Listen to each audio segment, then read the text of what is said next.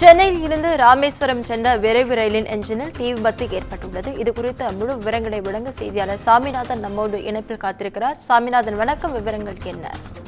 வணக்கம் நவீனா. அதாவது சென்னையிலிருந்து ராமேஸ்வரம் சென்ற எக்ஸ்பிரஸில் நள்ளிரவு தீ விபத்து ஏற்பட்டு உடனடியாக தீ அணைக்கப்பட்டதால் பெரும் விபத்து தவிர்க்கப்பட்டது. இதனால் பயணிகள் மிகுந்த சிரமத்தில் ஆளாகினர்.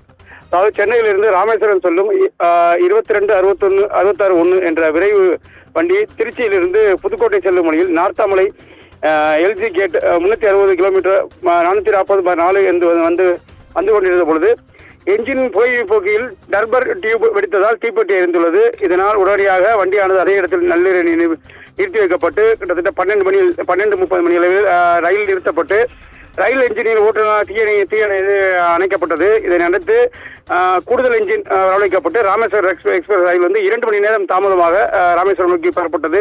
இதனால் பயணிகள் 2 மணி நேரம் சிரமத்திற்கு ஆளாகினர். மேலும் இதனால் உடனடியாக அந்த தீயை அணைத்ததால் மிகுந்த பெரும் விபத்து தவிர்க்கப்பட்டது. நவீனா, விவரங்களுக்கு நன்றி சாமிநாதன்.